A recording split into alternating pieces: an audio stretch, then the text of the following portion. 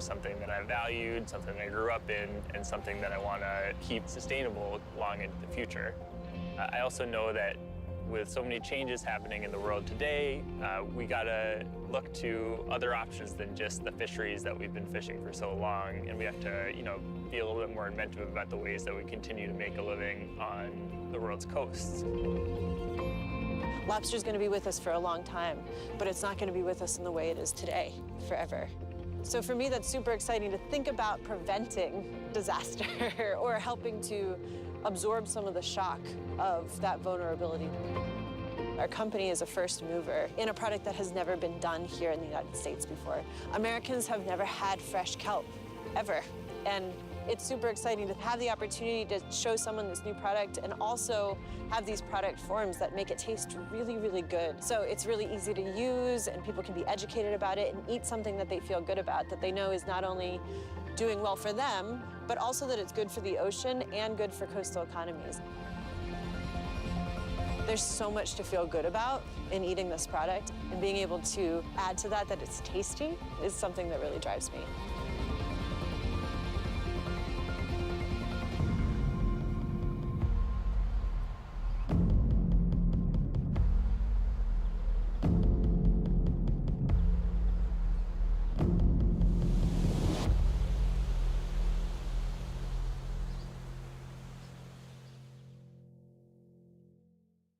We're going to wrap the episode up here in Bree's kitchen. She's going to share some family-friendly recipes that are going to get you cooking with seaweed at home.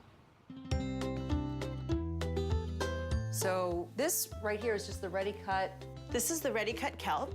Today, actually, part of that is in our soba noodle salad here. This is before it's blanched and before it's prepared. Once we blanch it, it turns that bright green. It turns this bright green color. You have 3 fermented products. We also know about the value of fermentation for our health, along with building flavor. This is sea beet kraut. This is sea chi. And this is fermented seaweed salad. It's very alive, it bubbles. It's very much naturally fermented. What about the nutritional value of kelp? So it's got more calcium than milk per ounce, which is amazing, right? It's also got a ton of potassium, a bunch of omega-3s, and it also has vitamin D, vitamin B, and iodine. Bree has cooked a few things for us here. We have. So these are kelp cubes, and these can be used for just about anything. It's basically that product, but pureed and into single serving size. So we sell them as smoothie cubes, and I've made some here with mango and peach and oat milk and cinnamon. It's delicious. This is just regular buckwheat soba noodles, and I have some sesame, tahini, soy sauce, and shallots on it. And then I mixed it with our ready-cut kelp and our sichi and some cilantro. It's very simple. This is fresh Maine haddock with seaweed butter and kraut. The haddock is flaky and really, really mild. And it plays so beautifully against that butter with just that hint of the seaweed flavor. I mean, it's just delicious. All of this marries together so beautifully. Yep. That's so good. So Bree went to grab her little one, Lachlan. He is a big fan of all these wonderful seaweed flavors. Would you like some smoothie? Yeah. Moms, they say, like, how do I get my kids to eat seaweed? I'm like, well, it's pretty easy. Put some fruit with it. You got it. And the seaweed salad, I've certainly seen them eat like a quarter of a jar before. For the recipe for this smoothie, along with all the other dishes that you see here, just head to wearetastemakers.com. You'll find tons of information on Atlantic Sea Farms, along with the other makers we're featuring in this season. Thank you for joining me here in Maine, and thank you, Bree, and thank you, Lachlan. We'll see you next time. Say bye-bye. You say bye-bye? Bye-bye.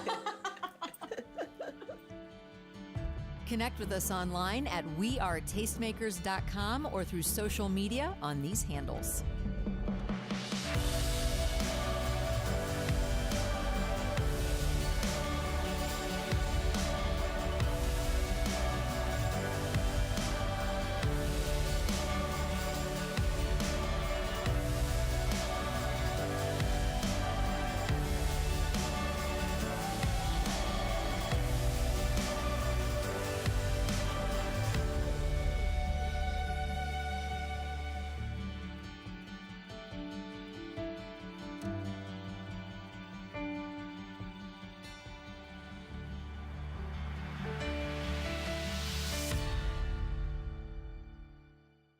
Tastemakers was funded in part by... What does a craftsperson look like? Is it this? Or this? Or is it this? Is it possible a craftsperson might also look like this? Edward Jones salutes the makers who share their expertise and take pride in their craft.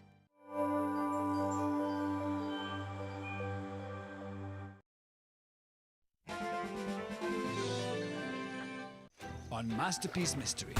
I'm trying to find out who killed my neighbor. And you've decided to have a little poke around. Every time I see you, there are more of you. We want the killer caught. You couldn't have just started a book club. The Marlowe Murder Club, a new series on Masterpiece Mystery. Tonight at 6 on Ozarks Public Television. Ozarks Public Television is proud to be a part of the Missouri State University community. The Military Science Department will host the Bear Battalion Winter Formal and Hall of Fame induction January 30th at 5:30 p.m. at the Plaster Student Union Ballroom. Information at missouristate.edu/MILSCI. I love it! We're on the precipice of a great discovery.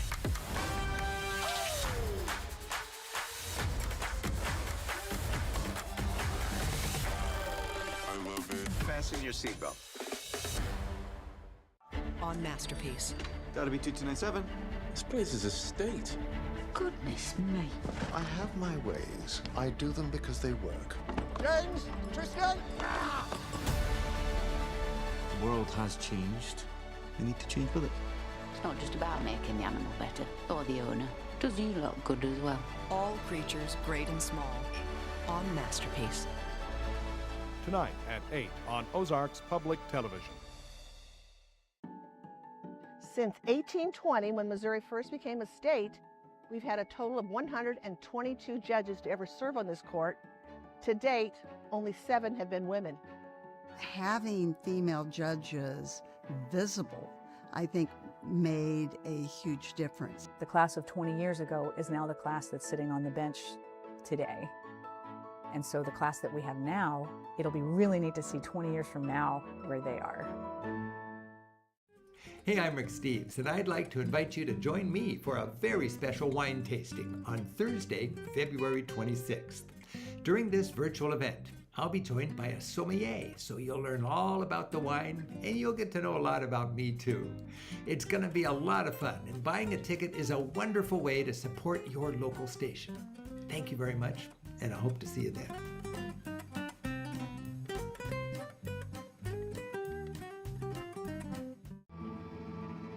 They have lost generations on both sides of them. They have lost their grandparents and their parents, and they've lost any younger siblings and the generation that are still children. They wanted to reconstitute community. It's a defiance of Hitler. He may have killed many of us, but he did not kill all of us, and that we will come back from this. We will not only come back, but thrive. Become an OPT sustainer and join our monthly giving program. Call 417-836-3500. You're watching Ozarks Public Television.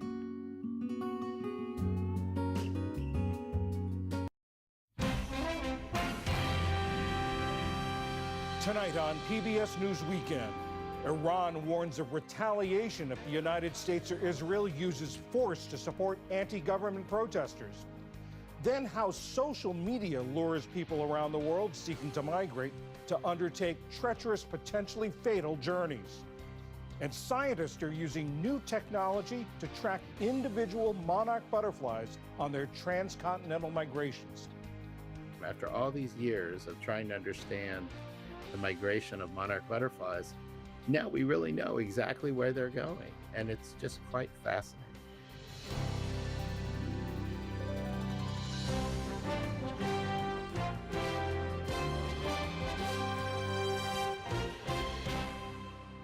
Major funding for PBS News Weekend has been provided by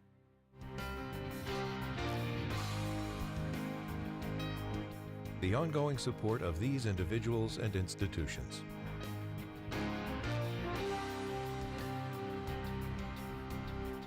And friends of the NewsHour.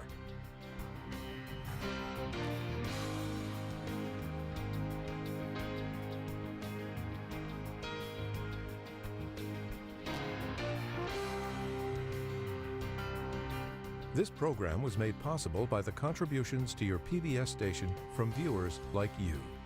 Thank you.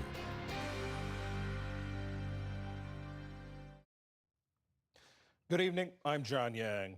As anti-government protests in Iran and the ruling regime's bloody crackdown on them both intensify, Tehran warned the United States to stay out of it. White House national security advisors are said to be weighing a broad range of potential responses, including direct military strikes, to present to President Trump, who says he stands ready to help the protesters. Today, the hardline Speaker of Iran's parliament said U.S. intervention could have dire consequences. And I have a message for the delusional American president. In order to avoid miscalculations, be aware that if you take action to attack Iran, both the occupied territories and all U.S. military centers, bases, and ships in the region will be considered legitimate targets by us. While numbers are hard to know with any certainty because Iran's internet and phone service is blocked, a human rights watchdog group told the Associated Press that more than 500 people have been killed and 10,000 detained. Iran's top prosecutor said rioters would be dealt with without leniency, mercy, or appeasement. Bob Weir, guitarist, songwriter, and founding member of the Grateful Dead, has died. Sugar magnolia, blossoms blooming, that's all empty and I don't care. Weir co-wrote one Grateful Dead classic, Sugar Magnolia, and sang lead vocals on another, Truckin'. His inventive timing on guitar helped define the group's sound, which became the soundtrack of 1960s counterculture.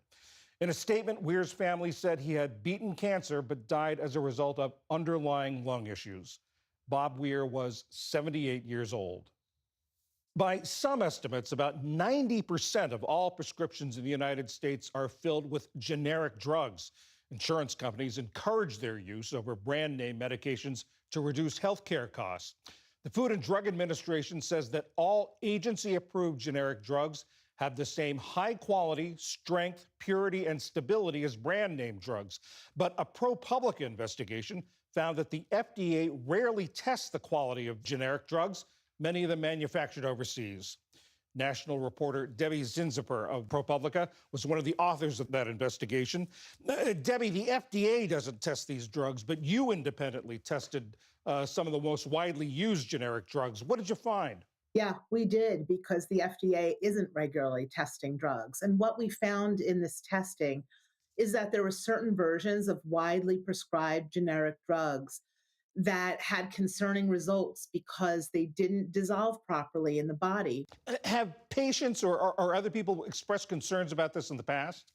Absolutely. And it's one of the reasons we did the testing in the first place. And that is because doctors, pharmacists, consumers, academic researchers, even the Department of Defense has raised concerns about the quality of some of our generic drugs. And despite all of that, the FDA does not have a regular testing program. The agency doesn't regularly test for quality and safety issues. Do they do that with brand name medications? No, I mean, the FDA publicly reports the names of the drugs that they test, including brand name drugs and over-the-counter drugs. But there's no regular testing program. They say they test based on risk. But what we found is that they're not regularly testing drugs coming in from some of the most troubled factories overseas. What's the FDA's rationale for this? The FDA just didn't think it would work right because they would only be testing a sample, a small sample, a moment in time, and it wouldn't necessarily pick up on trends and wider concerns. But the Department of Defense is now testing 40 or so drugs because they are concerned about contaminants and other things that can go wrong. Not all generics are the same as brand name drugs, and doctors and patients have been saying that for years. Talk about what patients are saying. Have there been specific cases where people have said that the generic doesn't feel the same as the brand name, or that they wonder about the effects? Absolutely. And that's really what struck us as reporters, is how many people just turn to social media and say something's not right with this drug. One of the drugs we had tested was bupropion. It's an antidepressant. And so many people for so many years have been saying when they switch from the brand Wellbutrin to a generic, or from one version of a generic to another, they get all kinds of funny symptoms, or worse, they just feel the drug is ineffective. And doctors might say, well-meaning doctors who are busy might say, something's wrong with, it's just you, it's your body, or it's Mother Nature, or it's God, or it's bad luck. But it actually might be that that drug, that version, doesn't work the same as the brand. And for too long, we haven't really been asking those questions. In addition to testing these generics yourself, or the ProPublica doing it, you've also created a tool where people can check what's in their medicine cabinets. Tell us about that. We really at ProPublica wanted to empower consumers to take control of their own health care by creating a tool. It's free, it's a lookup tool, it's called RX Inspector, where you can actually take the information on the labels of your pill bottle, stick it in this tool, figure out where your drugs were made, the factory that made it, and whether that factory has ever been in trouble with the FDA for substandard manufacturing practices. And where do people go to get this tool? Right on ProPublica's website. We're free. It's called RX Inspector. And I think it's important to note that even if you find something, a bad inspection for a factory that makes your drug, it doesn't necessarily mean that your generic is unsafe and that you should stop taking the drug, right? I mean, you should always talk to your healthcare provider. But we really felt like this was information that had never been made public before, not by the FDA and not by the drug makers themselves. And so we spent many, many months putting this tool together for consumers. Debbie Sinziper of ProPublica, thank you very much. Thank you for having me. Still to come on PBS News Weekend, how social media can affect people on the move around the globe, and new technology that's helping scientists better understand monarch butterflies. This is PBS News Weekend from the David M. Rubenstein studio at WETA in Washington, home of the PBS News Hour, weeknights on PBS. Many people use social media to document the things we most enjoy in our lives: vacations, gourmet meals, or even the latest TikTok dance. But it can also be used to influence people who want to seek better lives, often through dangerous journeys that can have tragic results. This report was produced by the students in the Global Reporting Program at the University of British Columbia and is narrated by Andrea Crossan. These people are celebrating making it to Europe, celebrating the end of a long journey and they hope the beginning of new lives. And for many, the first thing they do is reach for their phones to share their life-changing news on apps like TikTok, Instagram, and Facebook. Yes, like people talk about it on social media like Facebook and all that. People are also on TikTok because it's what a lot of people use now. 24-year-old Sana de Silva is an amateur soccer player who lives on the Spanish Canary island of El Hierro. He saw videos like these when he was living in Senegal, hoping to someday make his way to Spain. There are people on the journey who take video and show people that this path is fine and that they're not afraid, that no, it's not very dangerous, that any person can take this route. But what he discovered was very different. The videos rarely show the reality of the journey on these overloaded, barely seaworthy boats where urine and diesel fuel slosh around passengers' feet and violence is common. When Sana de Silva made his decision to climb aboard, he had no idea he was embarking on what the UN calls one of the most dangerous and deadliest migration routes in the world. For him, it turned into a week-long nightmare. I was throwing up. Everything I ate, I threw up. In the last 3 days, I didn't get up from where I sat. I slept there. I spent the night there because I had a bucket that had everything in it. I did not stand up for 3 days.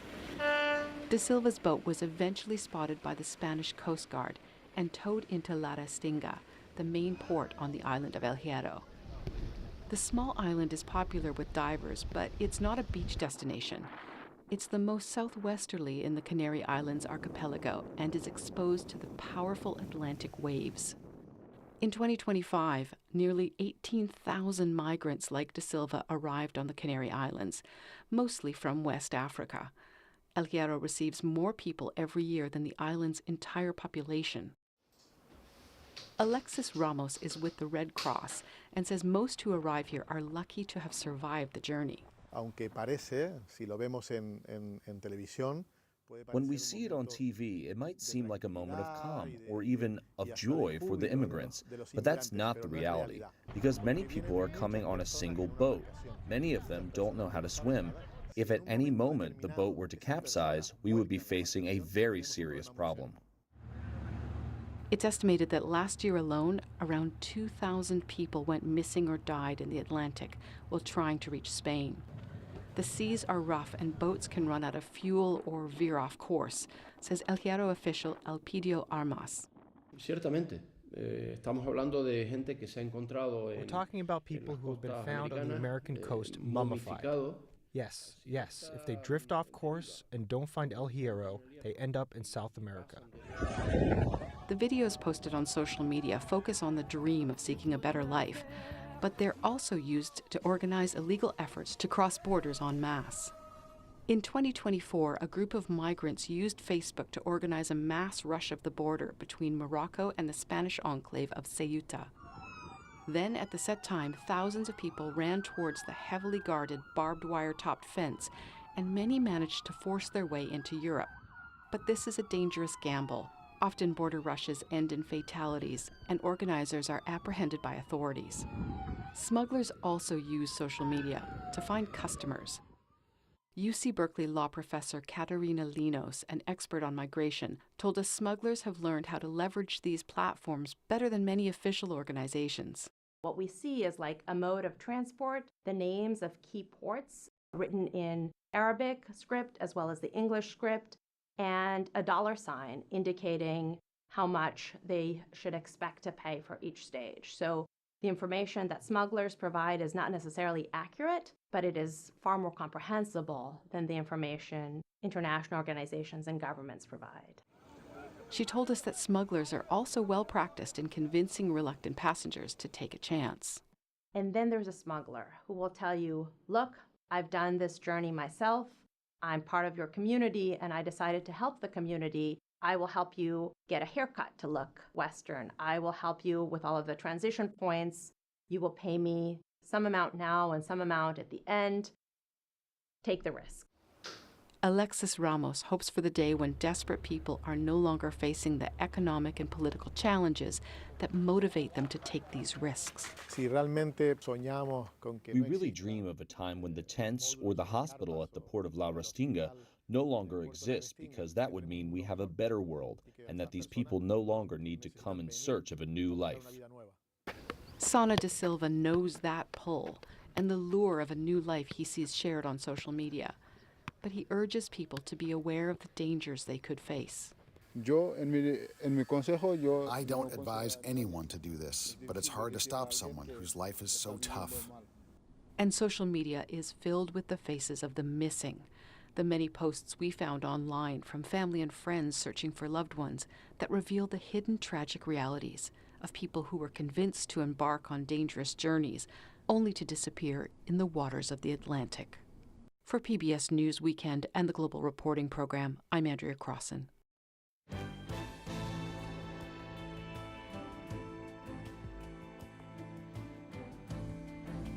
Monarch butterflies make one of the most extraordinary migrations in the natural world, often traveling thousands of miles across North America. Now, scientists are using new tracking technology to get a greater understanding of those journeys. Ali Rogan spoke with Dan Fagan. He's a Pulitzer Prize-winning journalist who teaches science journalism at New York University and is writing a book about monarch butterflies. Thank you so much for joining us. Dan, I have to be honest, I wasn't aware of the complicated and long journeys that these monarch butterflies take when they migrate. So tell us about their migration patterns. Yeah, it's kind of amazing what they do. They live one way during the warm weather months when those of us in the U.S. are more familiar with them. But when the weather gets cooler, they change. Instead of just living, a few weeks, they live the whole winter. At least if they're fortunate enough to survive, they live the whole winter, and they undertake this amazing migration. For monarchs in the eastern U.S., they go to Mexico, and for monarchs in the west of the Rockies, they go to the California coast. And they go there because they are very weather sensitive. They can't survive if it's too cold or if it's too hot. So they have found these havens where they can safely overwinter, and that's what they do every year. And you've written about these new tiny sensors that scientists have created to be able to track individual butterflies. How does this work? It's really an amazing development. I mean, people have been using paper tags and sticker tags on monarch butterflies for a very long time, 80 years. You can see where the monarch started and where the monarch ended, but you have no idea where they went in between, which is sort of like trying to read a book with only reading the first and the last page. But now, thanks to this new technology developed by a startup company called Cellular Tracking Technologies, they create radio tags, and they've now figured out how to miniaturize these radio tags so they're small enough that even a butterfly can handle it. And so now, for the very first time, after all these years of trying to understand the migration of monarch butterflies, now we really know exactly where they're going, and it's just quite fascinating. Yeah, to build on your book analogy, now that we know what's happening in the middle of the story, what have we learned? We knew that monarchs are affected by weather, but we didn't really realize until we have these new tracks just how far off course they get blown when the wind is blowing the wrong way or it's a rainstorm. They can be blown hundreds of miles off course. Yet the amazing thing is their navigational adaptations. They have two different compasses, one that works when the sun is shining and one that works when it's not. And those compasses are so accurate that even after being blown far off course, many of them anyway can recover and head back down in the correct southwesterly direction all the way to Mexico. Another thing that really wasn't well understood is we kind of assumed that almost all these monarchs went to the same small area in Mexico and also some specific areas in California. But now that we have these tags, we can see that they're also going lots of other places too. And it suggests that maybe the monarch is going to be more resilient to climate change and all these other problems that it's facing than we had feared. Monarch populations have been declining. What are some of the factors that are leading to that, and why should we be concerned about what's happening? Monarchs need to find just the right narrow temperature range to survive in the winter and also in the summer too. And climate change is changing temperatures, it's changing their habitat, it's making it harder for them to find the nectar plants that they need. The second thing you asked me was why we should care, and that's a really interesting question, because what monarchs really are is just gorgeous. They're beautiful, and they do fascinating things. And it would be just incredibly sad to lose the migration, which is just such an amazing natural phenomenon, really not duplicated anywhere else in the natural world. And truly, the fact that they're gorgeous is quite enough. Dan Fagan, writing a book about this. Thank you so much. It's a pleasure to be with you. Finally tonight, some news about us. As you may know, this is the last broadcast of PBS News Weekend, at least for the foreseeable future. PBS canceled the show due to the loss of federal funding for public media. We're grateful that you've chosen us over the years as the place to get news on Saturdays and Sundays. Tonight on PBS News Weekend, we've brought you breaking news. Months of escalating tensions between Israelis and Palestinians have erupted into a firestorm. It began as a routine scene. Take a look at what happened. President Biden says he's dropping out of the presidential race and endorsing Vice President Kamala Harris to be his party's nominee. On the scene reports from around the world. This series of strikes really was a new front in this war. Here in the capital, Damascus, Syrians are certainly happy that Bashar al-Assad is gone.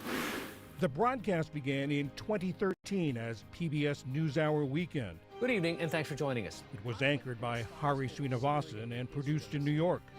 Good evening, I'm Jeff Bennett, and this is PBS News Weekend. In 2022, a new name, PBS News Weekend, a new anchor, Jeff Bennett, from a new city, Washington, D.C. About an hour outside of Salt Lake City, Ali Rogan was weekend correspondent. And 3 years ago, I moved behind the anchor desk. We reported from the West Coast. This light is going out 17 miles in this entire direction? Yes. To the East Coast and places in between. This vacant lot is all that's left of the Winston Weaver fertilizer plant. Residents of this neighborhood worry what hazardous chemicals may have been left behind. The MAHA movement has largely been driven by moms. Yeah, I've been on a MAHA journey for about the last 15 years. We went to the U.S. Mint to learn about quarters featuring late 19th and early 20th century investigative journalist Ida B. Wells. It was part of our series highlighting often overlooked figures from America's past. New technology allowed us to speak with 3 Scottish brothers while they were in the middle of the Pacific Ocean. Ewan McLean, Jamie McLean, and Lachlan back there doing all the work. John, thank you so much for having us on. Really appreciate it. Our reach was further extended by stories from our PBS partner stations. For ranchers like the Nolans, grassland conservation is about survival. If we're not taking good care of the land, we're not going to be here anymore. At Rhode Island School for the Deaf, parents are learning American Sign Language, or ASL. Here, here, here. We shined our weekend spotlight on familiar faces. It's easy to travel when you know where your home is. PBS travel guru Rick Steves. It's a very, very old farmhouse, 1728. Children's book author Sandra Boynton. There were well-known musicians. I don't think of songs as, I'm going to write a hit. Occasionally I'll think, well, this could be a hit. Sinatra sang on the vowels. But I can tell. And a popular trio that can be hard to describe. People still ask me, like, hey, so, you're a man, what genre do you play? I was like, I don't know. There were also new, fresh faces like 14-year-old Heyman McKelly, who came up with a soap that fights skin cancer. My main goal here was not only to fight against skin cancer, but to find a more affordable and accessible approach to it. 9-year-old Molly Sampson, who found a prehistoric fossil that was the envy of experts. It would have been a 50-foot shark. He said it was a find of a lifetime. We covered the quirky. It's called a shrimp rave. Everything old is new again. Any news about typewriters is good news about typewriters. We dealt with serious issues like family estrangement. It's a little heart achy that I don't have a mom for some of these like big events and holidays and whatnot. But it's not like I want her there. It's like I want who I wanted as a mom there. With our series Unequal Treatment, we devoted time to women's health issues. We know that 70 to 80% of all women will be diagnosed with uterine fibroids by the age that they're 50. And our series Saving Species brought attention to some of the world's most vulnerable creatures. This is Stinkpot, and she has 7 babies. It's all been the product of a lot of hard work by our small but mighty team of dedicated professionals. Producers in the newsroom and in the field, and the technical wizards in the control room and the studio, all striving to give you the best, most interesting programs we possibly can.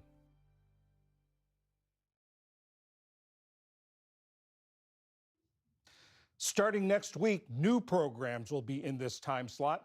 Horizons from PBS News, hosted by William Brangham and focusing on science, health, and technology, and Compass Points from PBS News, hosted by Nick Schifrin with a focus on foreign affairs. But for now, I wanted you to meet all the folks who have worked so hard week in and week out to bring you PBS News Weekend. They're usually behind the scenes, and also I hope you can stick around to see all their names on the on-screen credits. and it has been a privilege to work with each and every one of you. And on behalf of all of them, thanks for joining us over the years, and good night. Major funding for PBS News Weekend has been provided by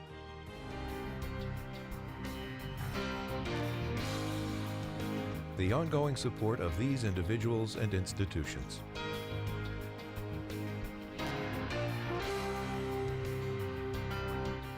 This program was made possible by the contributions to your PBS station from viewers like you. Thank you.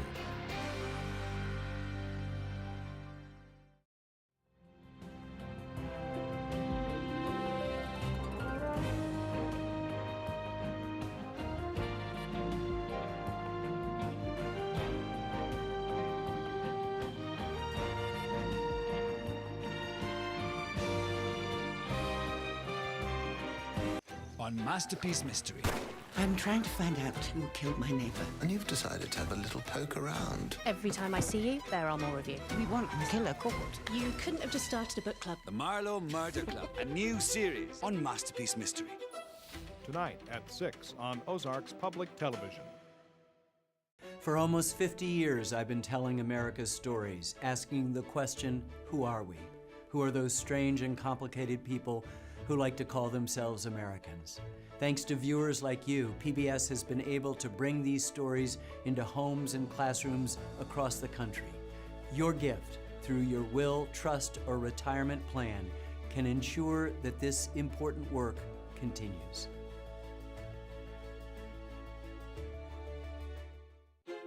On Masterpiece Mystery. Eliza, you are an excellent detective, and I need your help. Go on. It's going to be dangerous. I think it was murder. You know this woman? I can explain. I always find actions speak louder than words. Eliza, what has changed? Everything! This is a new dawn indeed.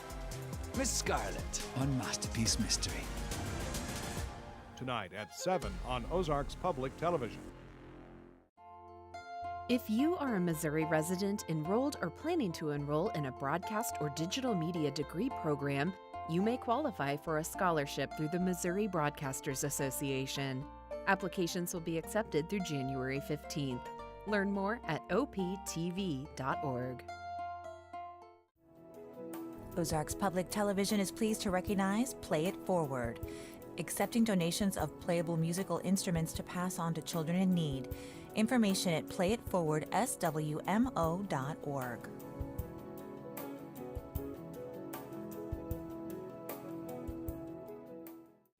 Hey, I'm Rick Steves, and I'd like to invite you to join me for a very special wine tasting on Thursday, February 26th.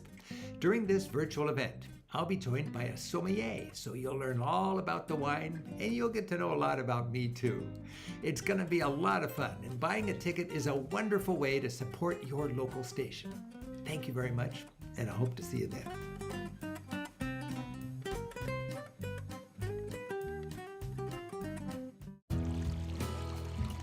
You're watching Ozarks Public Television.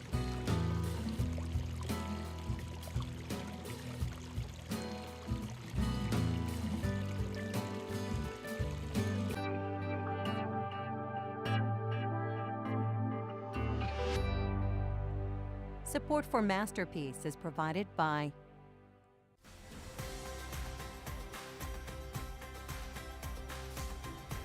Great Southern Bank is committed to improving the places we call home by sharing resources, getting involved, and volunteering. Learn more at greatsouthernbank.com.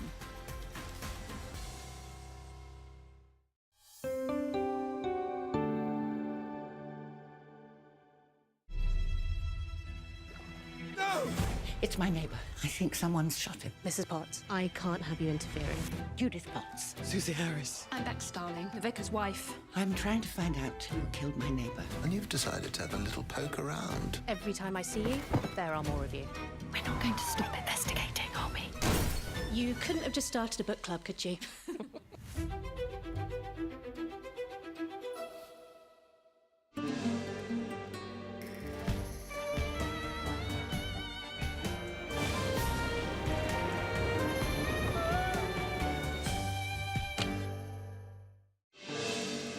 Funding for Masterpiece is provided by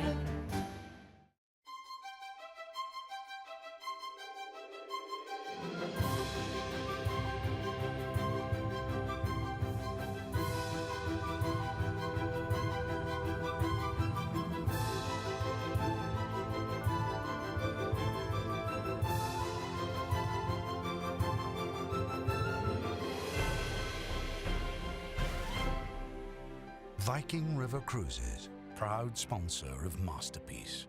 Funding for Masterpiece is also provided by financial services firm Raymond James.